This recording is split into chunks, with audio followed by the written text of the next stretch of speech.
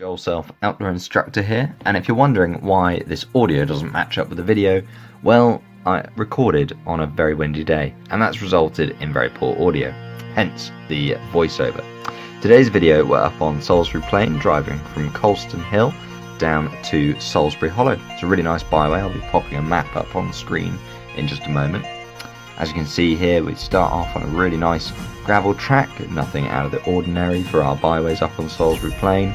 And these puddles certainly aren't going to put anybody off at all. I think I've seen a Nissan Micra up through on this section of the trail before. Puddles aside, we start moving into a slightly more scratchy part of the lane, and that's true of this entire lane really.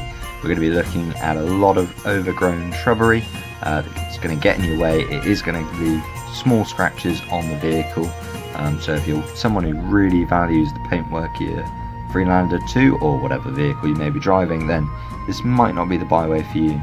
Starts off not too bad, and the further you get, the more committed you are and the tighter it's going to get. Down here by the red sign is a great place for you to stop and pull over and really think through your options.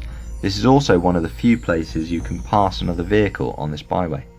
Everywhere after this is going to be fairly tight, and you may struggle to pass another vehicle. So I suggest you take note of where this is and just keep that in the back of your memory, so that if you need to back up, you can find your way back up to here without any issues. Heading down into the next section, we'll find that things aren't too bad. It's not too tight here, the track is fairly easy going. We're just going to pass through a nice, slightly wooded section. Worth noting that all this time we are just driving in normal on-road mode. We've not touched the terrain response at all. We've not put the hill descent control on. We're just rolling down the hill quite comfortably, as we normally would drive about our daily business.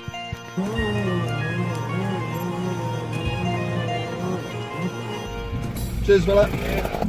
If you meet stuff coming the other way, do of course be nice and polite, and maybe back up if they're the one coming up the hill, they're the one doing the hard work. So I've passed the bike there. That was fairly low level of drama.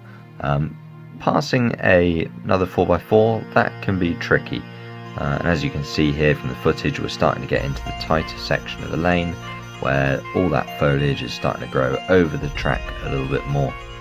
Opens up nicely here though, just briefly, to give us some great views of the surrounding area. So, believe it or not, I've actually measured this section of the byway. It's 1.3 metres wide, so 1 metre 30 centimetres. So it is going to be a bit scratchy. Do take your time through there. Slow and steady will win the race for sure. Now the bit of the route that many people will have seen photos and videos of. We're going to drop the front left wheel into a bit of a hole, rear right becomes airborne, and although this looks very dramatic on camera, actually the Freelander 2 will coast through this no problem. This is the only bit of the byway though that I thought I'd pop the vehicle into its terrain response mode, so mud and ruts was engaged, but only for about a 12 metre section. A consideration to make on this particular byway is that although you could drive it with side steps, and we've had Freelander 2s come down with me and with others who have had them on, you've got to be really careful. It's easy to damage them, particularly on the more rutted section. But again, take your time and you'll have no issues. The Freelander 2, standard or modified, can make it down this byway with very little trouble. For information on the route, be sure to check out the description below, where there'll be a whole load of grid references and some other bits and pieces for you too. Well, there you have it folks. Thank you for tuning in to today's video.